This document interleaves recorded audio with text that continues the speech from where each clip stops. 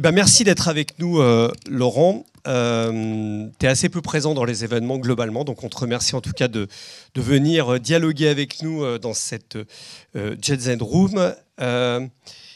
C'est quoi X aujourd'hui? Ça s'appelait Twitter avant, on le rappelle, vous avez été racheté par Elon Musk, le réseau a beaucoup évolué, donc tu diriges X pour la France, mais aussi pour Dash, je sais pas comment on dit, pour l'Allemagne, l'Australie et la Suisse également.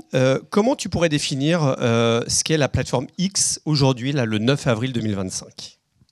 Merci François, merci pour ton invitation, merci à The Media Leader et merci à vous d'être là aujourd'hui. Alors l'Australie pas encore, c'est l'Autriche. L'Autriche, pardon, Australia. Mais après. Mais peut-être, le monde n'a plus de limite. Exactement.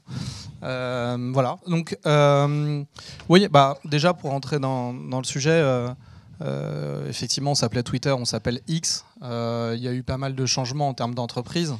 Il y a eu pas mal de changements sur le produit, mais fondamentalement, l'usage n'a pas changé.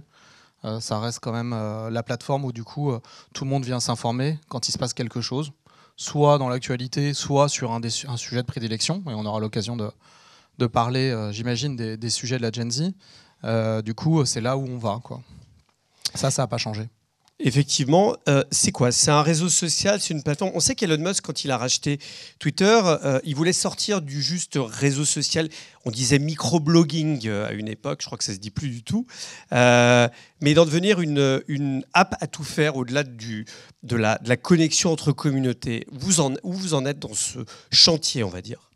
Oui, c'est un chantier du coup qui est entamé il y a à peu près 2 ans et où on continue à, pour le coup, installer des briques, on va dire.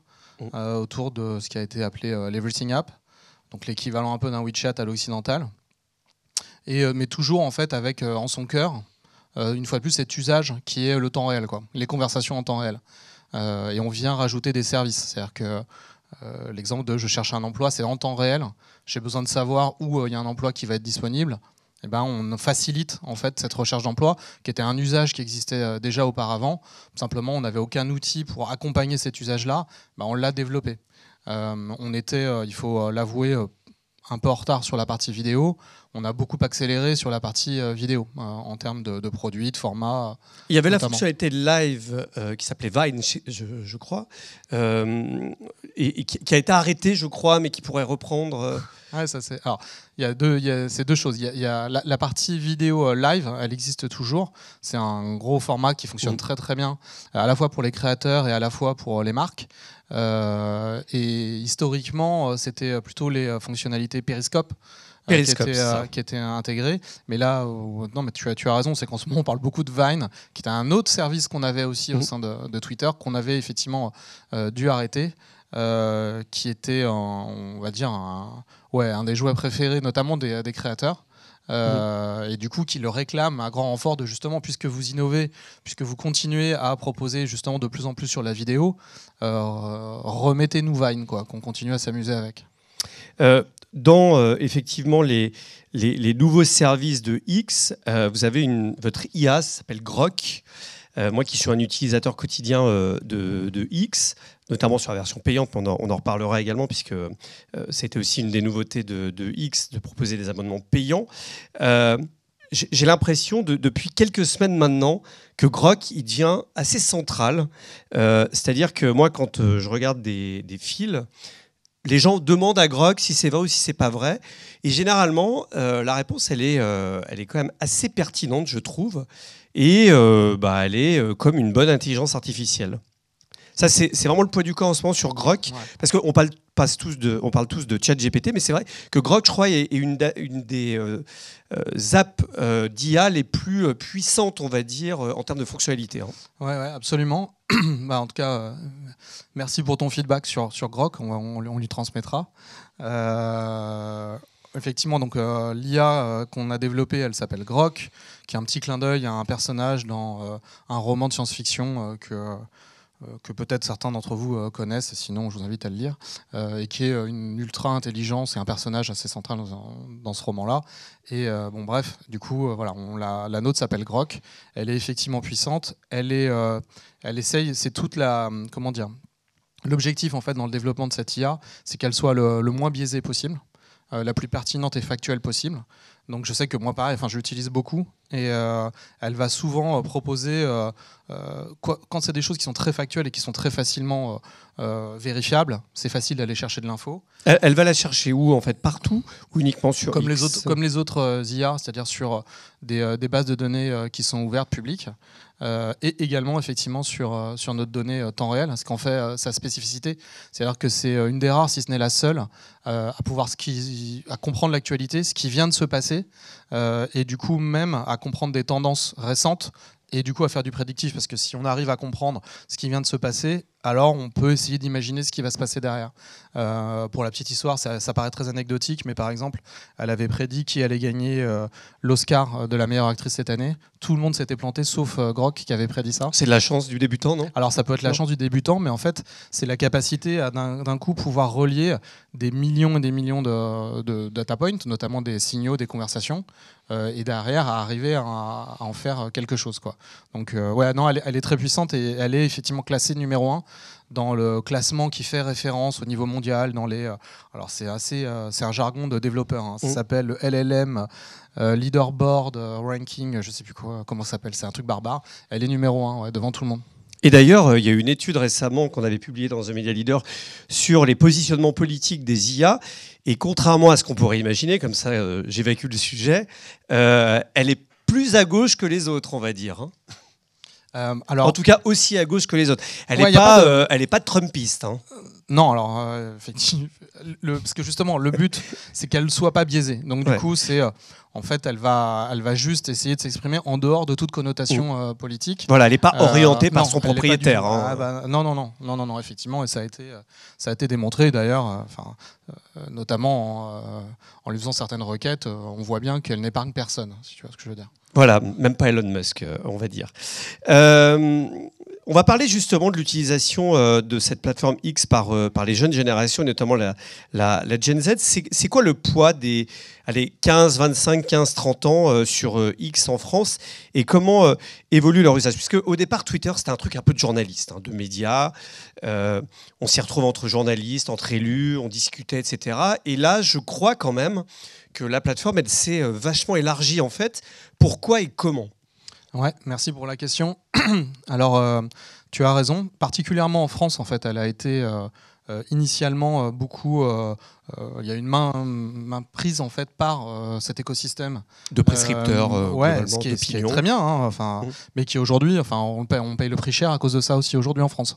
Parce que c'est aussi des gens qui ont la dent dure parce qu'on touche à leurs jouets, alors que ça s'est développé sur plein d'autres couches, et notamment pour répondre à ta question, aujourd'hui il y a 33% de notre audience en France qui est Gen Z.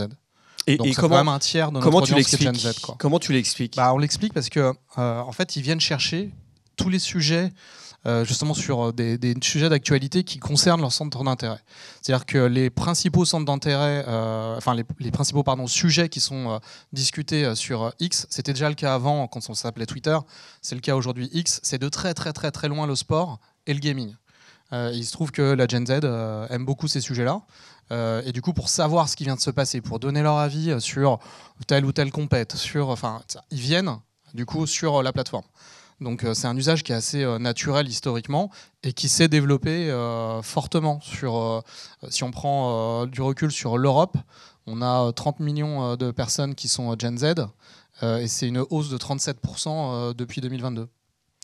Et puis parallèlement, on a quand même des médias qui sont partis aussi. On voit qu'il y a eu un recentrage de certains qui ont boycotté. Ça n'a pas eu d'impact, en fait, au final, sur votre audience.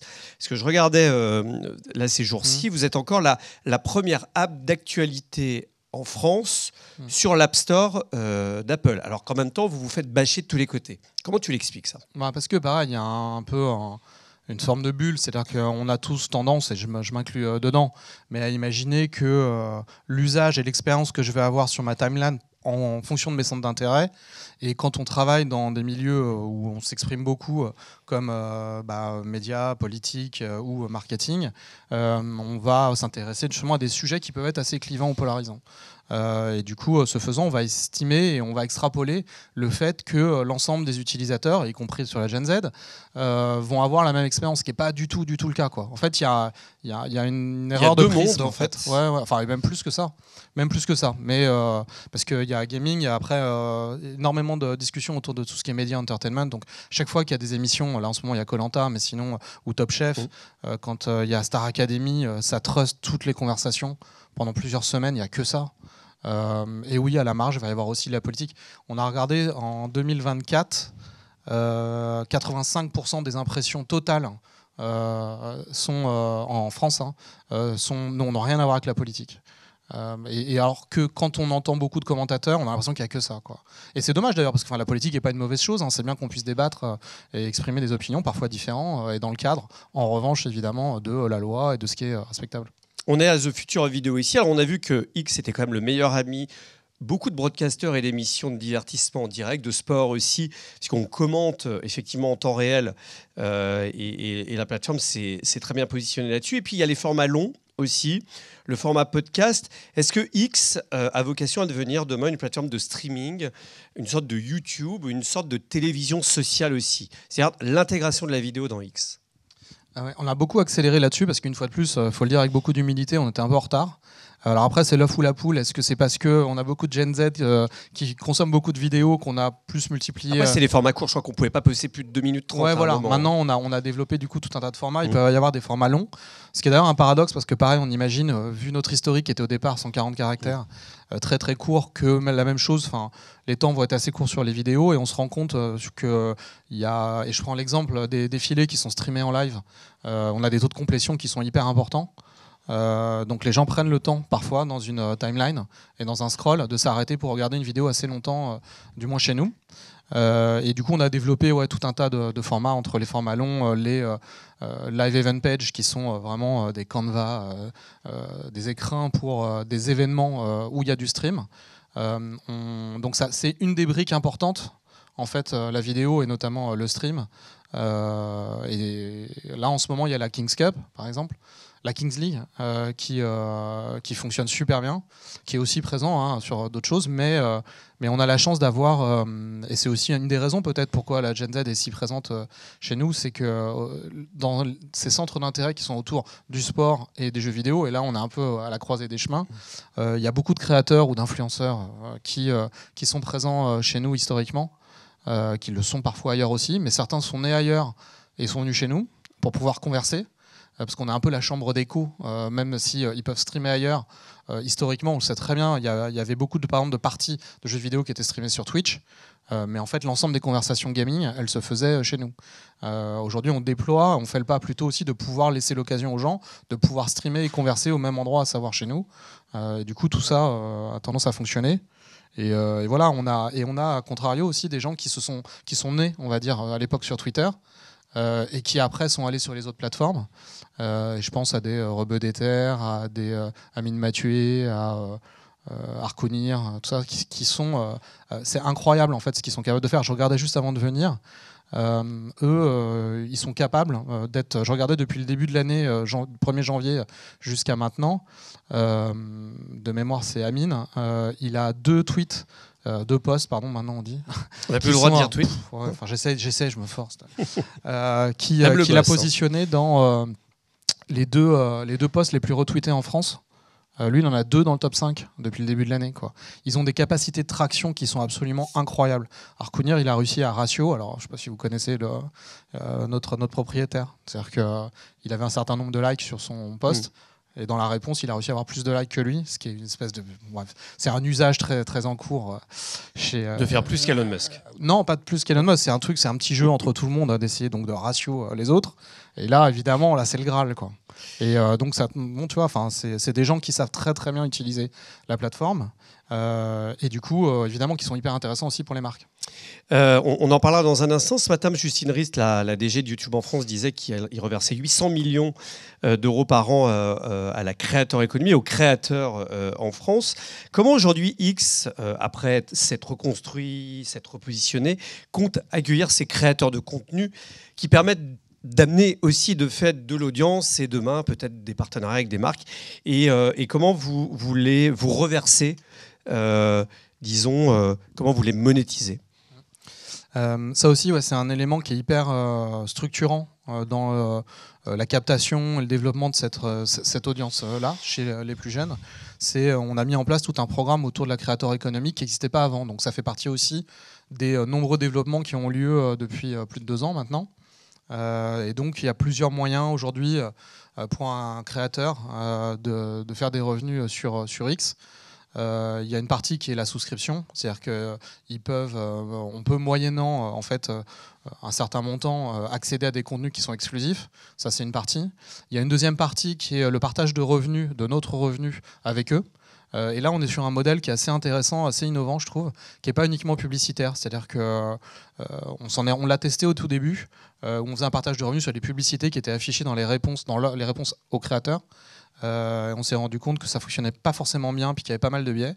Et en fait, aujourd'hui, on reverse en fait une partie des abonnements premium, une partie de cette valeur-là, justement aux créateurs. C'est-à-dire que quand on est créateur et qu'on fait partie du programme, tous les engagements qui vont être faits par des comptes premium, en fait, une partie de la valeur de ces abonnements financiers vont être reversés aux créateurs, et ça fait pas mal. Je ne sais pas quel est le dernier chiffre. Je sais que l'année dernière, ça fait presque 1 an, on avait partagé qu'il y avait 150 000 créateurs dans ce programme-là. Il doit y en avoir forcément beaucoup plus 1 an après, mais je n'ai pas les derniers chiffres. Et enfin, il y a un troisième élément qui est là le truc le plus abouti, qui est vraiment le programme le plus abouti, qui sont des sponsorships qu'on travaille avec des équipes qu'on a chez nous en France et qui vont travailler sur des choses un peu plus custom et où on va pouvoir pré-roller des contenus faits par les créateurs. Et du coup, là, dans le cadre de partenariats, de contrats ou autres, et là, on en a plein avec qui on travaille, et notamment aussi des grandes entreprises. Il y avait Webedia avant, typiquement, toute l'écurie Webedia ou Canal+ également, de leurs talents, font partie de ces programmes-là. Comment on attire les marques aujourd'hui? On sait que vous avez eu quand même un gros mouvement d'annonceurs, notamment internationaux, mais qui commencent à revenir sur la plateforme. Comment aujourd'hui vous travaillez avec eux et comment vous arrivez à les convaincre de réinvestir ou d'investir? Alors il y a les grands annonceurs, puis il y a ce qu'on appelle la long tail, c'est-à-dire les tout petits annonceurs. Et d'ailleurs, j'ai eu l'expérience récemment, j'ai fait un post et on m'a dit boost, si tu veux booster pour quelques euros. Ça, c'était quelque chose qui avait plus depuis un certain temps. Oui, on s'adapte. Ouais. On s'adapte. On a pas mal de grands comptes internationaux, pas mal de grands comptes français internationaux, CAC 40, etc., qui sont jamais partis. C'est important de le dire. Parce que c'est très professionnel de leur part aussi. C'est-à-dire qu'au tout départ, ils ont posé des questions. On a apporté des réponses. Ça fait plus de 2 ans que ça se passe bien avec eux en termes de performance et de brand safety. C'est le meilleur exemple qu'on pourrait donner. Il y en a certains d'autres qui continuent à nous faire la tête pour des raisons dont on sait qu'elles dépassent en fait, la qualité de ce que peut produire la plateforme, mais plus des positionnements idéologiques ou des biais. Charge à nous de mieux éduquer, de faire comprendre que la plateforme s'améliore, qu'elle a progressé sur tous les domaines. Et voilà. Et puis après, ceux qui ne veulent pas, c'est leur droit. Et puis c'est comme ça. Justement, il y a la question de la brand safety, on en a beaucoup parlé, de la modération des contenus. Il y a beaucoup de choses qui sont dites. C'est-à-dire que vous avez enlevé le fact-checking humain en remplaçant par des community notes.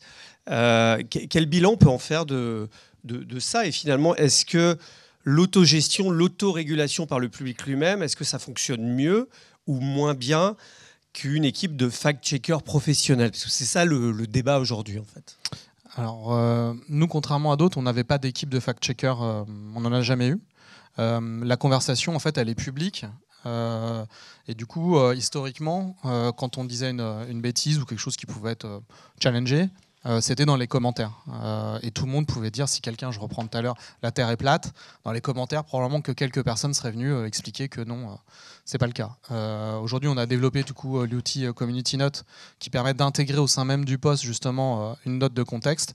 Je ne vais pas rentrer dans le détail, c'est assez, c'est passionnant, mais je pourrais en parler des heures et on n'a pas le temps, donc voilà. Mais on a mis en place cet outil-là, ça fait plus de 2 ans justement.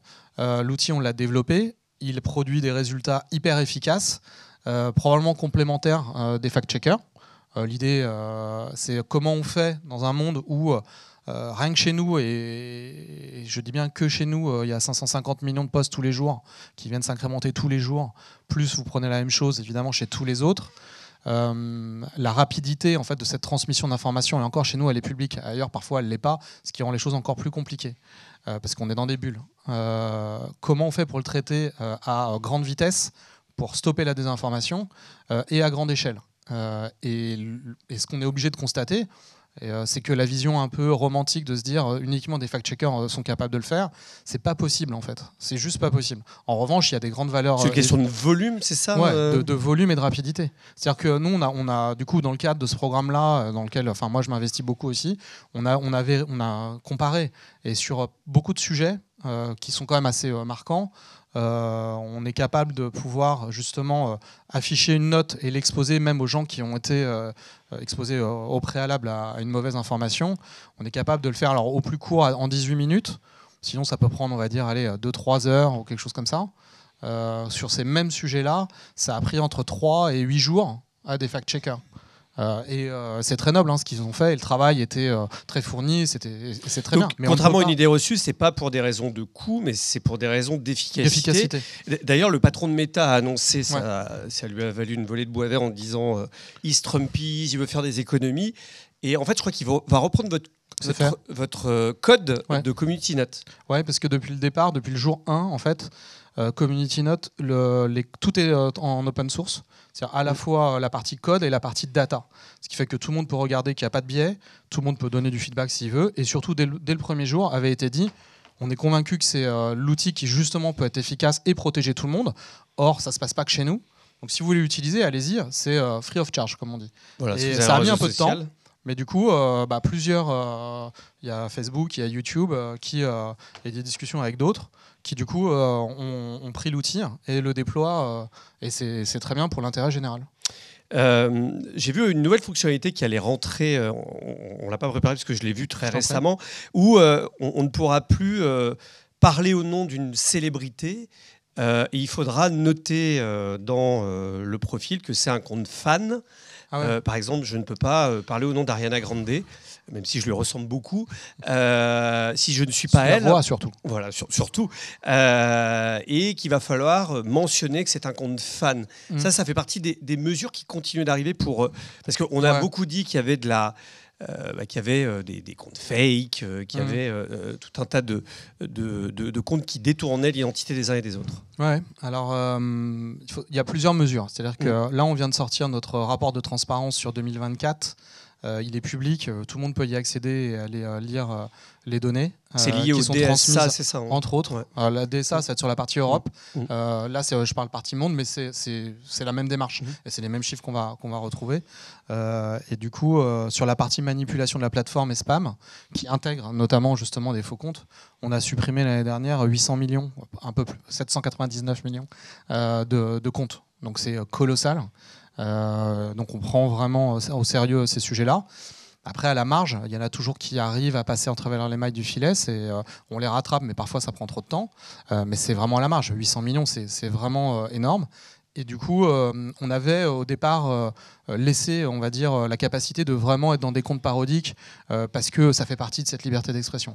Et au fur et à mesure, on se rend compte que pareil, les gens il y a certaines mauvais usages ou autres, et du coup, on renforce cette chose-là dans la qualification des comptes pour être sûr qu'il n'y ait pas de tromperie. Donc, par exemple, Sardine Ruisseau, qui fait la parodie de Sandrine Rousseau, elle devra...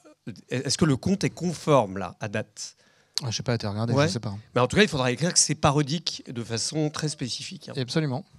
Quand Elon Musk avait racheté Twitter, il avait instauré les abonnements payants, alors pour des raisons de revenus, j'imagine, pour diversifier les revenus face à la publicité, et puis aussi pour des raisons de sécurité. Est-ce qu'on peut en faire le bilan de ça ?